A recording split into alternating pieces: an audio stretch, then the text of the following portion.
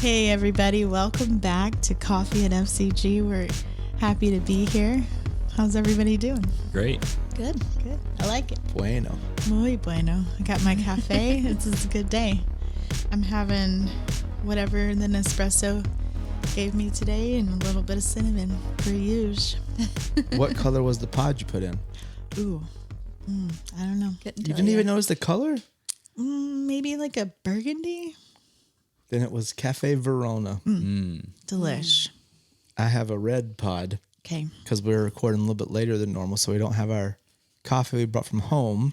Yeah. That Nespresso is the backup, and this is a seasonal blend. That's actually Christmas. good. I had Not that. Yeah, I have a cup of black coffee from home. It was counterculture. You got here 5 hours ago. Oh, it takes keep me it- all. Yeah, I just finished Keep it mine. fresh. Keep it fresh. Wow. Y'all drink like Warm it really up. fast in the morning. I Yeah. think it takes me sometimes till 2 p.m. to finish my first cup of coffee. What? Yeah, Oh. I warm it up several times, Well, and then at 2 I transition to my 1 cup of like that. Not energy, but like it's got caffeine in it. It's like a vitamin drink, and then I'm done for the day. I have a routine. no, not you. I would never. You would never have a routine. Yeah, I'm done with my coffee. I downed it actually. I just finished it before we started recording, but I'm drinking water. Yum. Is that exciting? It's good. Very Good hydrating. stuff. Yeah. You guys ever tried? Anybody out there ever? Ever heard of it? that. H2O. Pretty good. Pretty good. Well, we're jumping back into another week of our testimony series. We've got 2 people left who have not gone, and I'm one of them, and Brittany's the other person. So we're gonna. What if we just play like rock, paper, scissors or something? Oh, yeah. No, we got to do the Or- paper. We No, can't. the Or you paper, could guess at what this point, number it's like- I'm thinking of. I No. can tell Lisa, and it's whoever's the closest without I like going rock, over. paper, I scissors. like rock, paper, That's pretty scissors. Thank you. I really like the paper. The What paper, was the like- point of the paper? good. Well, you Because can be there was paper four- in we this can't, like- game. We have 3 Look, different ideas. We have I'm not cameras now. We doing- have proof. And- We had these cards every single week. Well, yeah, but like we're switching it up. The same reason I have water today. I'm not picking a piece of paper. I We're know. trying to have fun, Will. Okay, well, I'm picking. me and and if- Lisa outvoted you. Yeah, rock, paper, scissors on that. Okay, fine. Thank okay. you. Wow, Rock, you just paper. gave in. Some things are just not against worth one. it. It was in No, our some things vows. are It not was in worth our it. vows. Oh, okay. He said, I'll never forget it. You said, I'll never give in to anyone but you. And everyone laughed. That's very sweet. It was Yep, in our vow. I You just vowed remembered that to me Yep, I just 8.5 years ago. Wow. Good job. Rock, Shouldn't paper, have said it. scissors. Here we go. So should not have vowed it if that's the Here we problem. go. All right. Rock, paper, scissors, shoot. Rock, paper, scissors, shoot. Rock, paper, scissors, shoot. Rock, paper, scissors, shoot. I won. Wait, but who's going to go? Oh, yeah. That means you.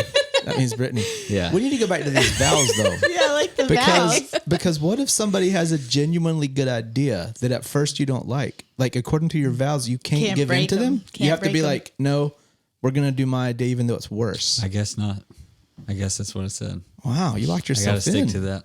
I was young. Made a and vow. He dumb. was young. I'm thinking of a Yeah. loophole. So if somebody besides Brittany Yeah. has a better idea than you at something, and you come around and you see this is the loophole. You're gonna have to go to Brittany and say, Brittany, Please. this person has a better idea.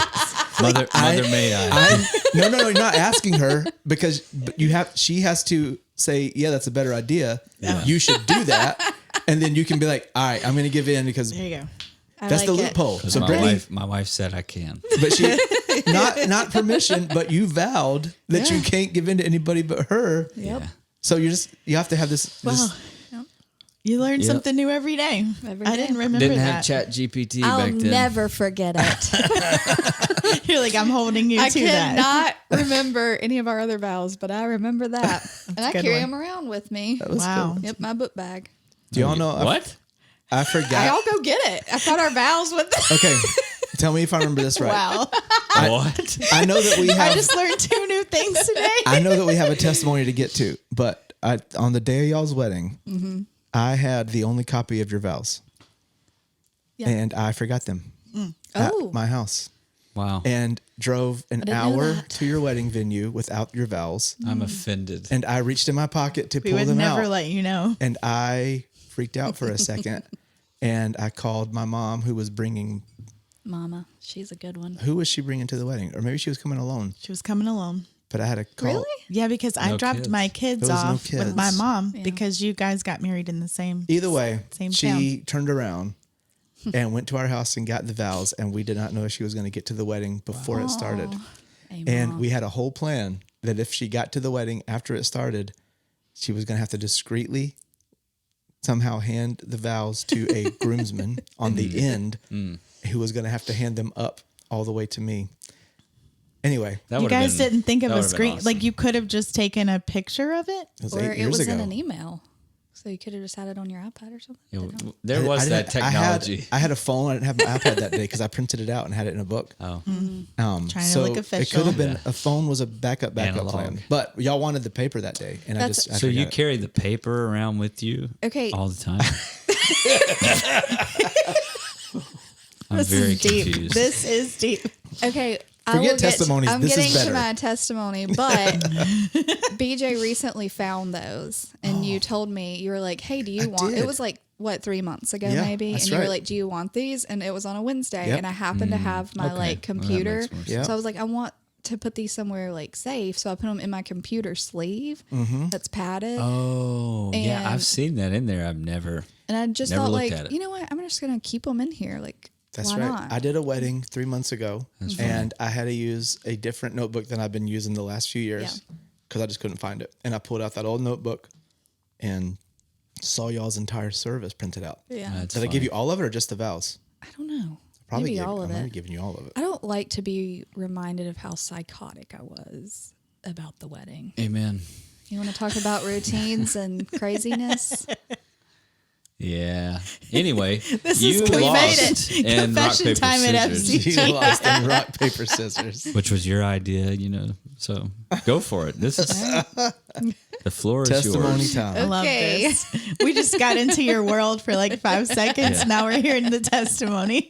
That's true. And I don't think I was fully psychotic, just a little bit. Little. Yeah. Yeah. Isn't every bride? Lisa probably wasn't. You were No. probably wonderful. Lisa let everybody else plan our wedding. Yeah. I regret relate. that sometimes. Cannot relate to that. I fought about the napkins and the font on the napkins. That was our biggest fight. Okay. Anyways. Do love font. Yeah, gotta care. All right, well, here we go. I've had 2 weeks to think about this, so I feel a little bit more prepared than y'all maybe y'all felt. Yes. Well, I guess I could start at the beginning. I mean, there were some things that I thought, like, I don't want to share that, but then you guys said maybe I should. So, I mean, just, you know, I've been a believer as long as I can remember. I grew up in the church. My mom was so good about, like, having us in church, and it's carried this, like, just importance to me, you know, in being in church and having our kids in church. Like, it's just not even, I know I've been harping on this. Like, if you got, you know, whoever's listening, if you come to our church, I harp on it, and I'm going to harp on it for the rest of my life. So just don't listen to me if you don't want to hear it. But it's just so important to have your kids in church. I just cannot, like, express it enough. Amen. You just have to get your kids in church. So my mom was always like, anytime the doors were open, like we were at church, I remember being really little. I have this like really vivid, I don't remember a lot about my childhood. Sometimes you'll tell stories and I think like, did I block everything out? Like, why don't I remember things? But I do remember having like it was back when we would do like Sunday morning, Sunday night, like Sunday school in the morning, Wednesdays, like prayer meeting on Monday, you know, the whole thing. And it was a Sunday night, and I looked over at my mom, and my mom does not cry. Like, I've seen my mom cry like maybe 5 times in my life. And she was like just crying. And I was like, why are you crying? You know, Mom, she was like, I just love Jesus so much. You know, like, anyway, she just was so good about it. And all that to say, when I started to, you know, I realized pretty young my parents did not get along, but I didn't know why. My mom was really great about just protecting my sister and I. And I have a lot of memories. I don't want to go into like too much detail about my parents. But the reason my parents didn't get along is because my dad was doing drugs. And so my mom was really, my dad is a believer, was a believer. I guess I still believe he's a believer, but he has a disease, you know? And so my addiction, yeah. I mean, I believe it's a disease. And, you know, some people might not agree with me on that, but my mom will always say, like, I married a really good man who just fell into addiction. You know, my dad watched his dad die of like an alcohol induced seizure or something, and he like died right in front of him. So, you know, just as much as like everyone else, my dad could have made better choices. So could I. You know what I mean? Like, and that's part of my story that I feel like why, you know I have a little bit of a harder personality on people. Like, I'm hard on myself, but I feel like, yes, I'm hard on other people. I don't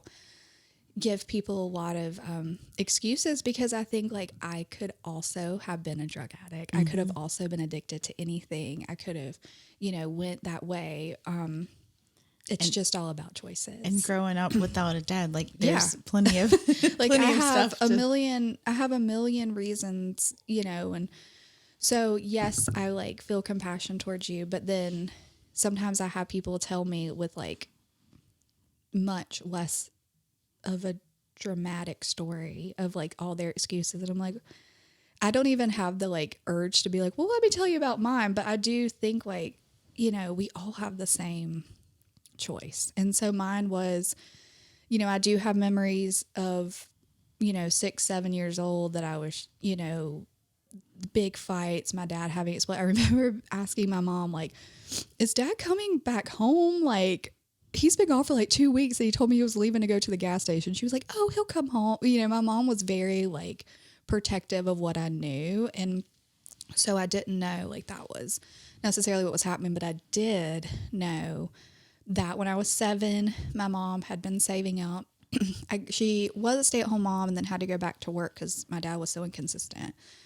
And my mom, you know, she did it the biblical way. She sent my dad to rehab several times. He would get clean and then, you know, go back. So she really did try for probably a decade, which is a really long time to be dealing with, you know, what she did. And so she'd been saving up to take me and my sister to Disney. I was 7 years old. I'd been begging for years, which is so funny because now I have a really Disney loving 4-year-old too. Like, she's obsessed, and I was that way. Still probably am a little. I don't think I'm a Disney adult, but I like love going. And I was so excited. My mom had apparently made it clear to my dad, like, if you don't show up, like, that would be it for me. And my mom and sister don't ride rides, but I loved rides. And that was like a big indicator for my mom. Like, I'm going to have to go and like freaking ride these rides with her. And I don't know, there was probably more to it. But anyways, he didn't show up that morning. So we got in the car, we went to Disney, and that was like it. And so within like a few weeks, I finally was like, is dad like coming home? You know, and she was like, no, we're actually getting divorced. And I literally, I remember it like said, thank God. That was my response. And which I know is so unusual for a kid. Like, they have these, you know, oh my gosh, the people I love the most in the world, like, you know, don't love each other anymore. I was just like, I was so aware of the impact it was having on our family. And so I say all that to say that, you know, I grew up with a single mom. My sister is 12 years older than me. So, all that, like, Tasha thought, she still thinks probably that she is my mom. So with the big age gap, so I kind of felt like I had that support of my sister too growing up. But and my grandparents, up until I think I was 11, we lived in houses beside each other. So my grandparents had a huge part in raising me. And then after that, we actually bought a house that had a mother-in-law suite because my mom and my family never wanted to put my grandparents in a nursing home. So my grandparents lived with us. So I had a huge part. So my grandpa was not my dad. He died when I was 14. But, you know, I did have a male figure in my life for a long time. So it wasn't completely without. But my mom did a fantastic job of, like, raising me. You know, I remember thinking when I was 16 years old, like, kind of what BJ said, like, oh, I don't have one of those testimonies that I like ran away from the Lord or anything like that, because my mom was just so like, I don't know if I'm telling my testimony or my mom's, but they coexist. They intertwine. Yeah. But she just like, I'm telling you, if you, I say this with all the love in my heart, if you are a divorced parent, please watch how you do with your children. Like my mom had every reason to tell me that my dad was the worst human in the world, that like he did all this stuff to her, that this happened, he left me alone with no money, or like whatever. I don't even know the whole story. My mom still to this day, when I'm 33, if I'm like, bring up my dad, she just says, I'm so sorry. That's it, you know? And so it made me so well-rounded, and I wasn't bitter or jaded. I did go through like a little bit of a spell of like the whole daddy issue thing in like 16, 17 years old. That, you know, Will loves to kind of remind me. He's like, everyone liked you and you played all of them or something like that. I'm like, I don't really remember that. Boys. But boys. Here. Yeah. That maybe I played into a little bit, but I just really in high school, I mean, I was really, you know, like on fire for the Lord. I was in the prayer room all the time. I was really involved in church and leadership. I never was like in this gonna run away from the Lord. I just didn't have it in me, I guess. Neither did my sister. You know, we both really lived like, I don't know, my mom's just awesome. That's all I gotta say about that. But I fully can attribute all of that to my mom. But anyway, so probably around 17, I was like, I'm going to be a missionary. No one's going to stop me. Never been on a mission trip. I'm sorry. And so anyways, my mom was like, can you like maybe try to go 1 week somewhere and see how that works? And I went and I loved it, but it was Jamaica. So Nice. what's there not to love? We got like 2 days off to go to the beach or something, you know, like it was such a glamorous, I mean, obviously the conditions were still poor and outside of those tourist areas. Right. And we worked in the orphanage, which is like totally my love language. I was just holding babies all week. It was awesome. So for that one short week, I decided like I will live the rest of my life in another country. Yeah, I can do anything. Yeah. And I do feel like I started hearing from the Lord as a teenager, but not like clearly, and no one was directing me. And I really wish I had someone, and not like, you know, I grew up in a lot of religion that was both taught and understood, if that makes sense. Like some of it was just world that like, I just started assuming. Other stuff was taught to me that was very religious. And so I remember I went to Gaston Christian, and they really hammer, you know, having a college plan. Gaston Christian School. Gaston Christian School. And so I was just like, oh, college, like I'm going to be a missionary the whole year. Like no one questioned me, whatever. And my mom kept saying, over and over, she's like, you're about to be an adult and I want you to make your own decisions, but I don't agree with you. I don't even think you should go. And I was like, well, I'm going, you know? So anyways, I go to YWAM, Youth with a Mission, flew to Hawaii right after high school, been away from home one hot minute, you know, for a week in Jamaica. And I was like, oh, I hate it here. You're going to have to bring me home. In Hawaii. I am not meant to be a missionary. And I love telling this story because my mom, like I said, I mean, I just learned so much from her. I called her at work, and this was in 2011. So like before FaceTime or anything like that, I had to pull up my old computer with Skyping my mom to her work computer, and I'm crying. It's been 48 hours. Bring me home. She like hangs up. She's like, absolutely not. Like I've told you. And I already spent all this money. No. So, yeah, like with the money, I don't even know how she did all that. But anyway, so I was so desperate. I called all my aunts. I called my grandmother my grandma was still living at the time that, you know, lived with us. She was like, Brittany, don't ask me. Like your mama scares me or whatever. And then I got so desperate because all my aunts said no because your mama said no. I called my dad's mom, who I do love as my grandmother, but you know, the relationship she was very good to me, always good to me. Wonderful, still my grandmother, but you know, the relationship maybe wasn't like as strong because of my dad. I called my dad's mom. She's like, Brittany, your mom has already called me. Like, she thought of everyone. That's amazing. Anyway, so long story short, my mom made me stay 2 weeks, and she was like, if you still want to come home, I'll bring you home. So she did. After 2 weeks, I come home. I was like very sick. I had mono, but I was also in a season where I was like getting sick a lot. And that's, right around the same time, about 6 months before is when I met you guys. And one of the things you guys said to me, I will never forget it. You're just like, yeah, we just don't get sick. And I was like, I will never forget it. Cause I just thought, I have no idea what you're talking about. Like, and I wish I would have just said that to you. Like, what are you talking about? Cause you would have told me, but instead I just stood there like, yeah, which is like, if you're nice. listening and the four of us say something to you that makes no sense, like ask us, don't do what I did and wait 10 years, until we reconnect to like ask. Hey, we will be back next week with part 2 of this episode. But in the meantime, we would love to see you at Freedom Church Gastonia Sundays at 10:30 a.m.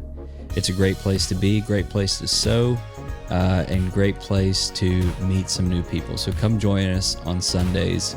And if you have any prayer requests or needs that we could help, we want to hear from you. info@fcgastonia.com. Let us know how the podcast is helping you, and we would love to hear from you. So we'll see you soon.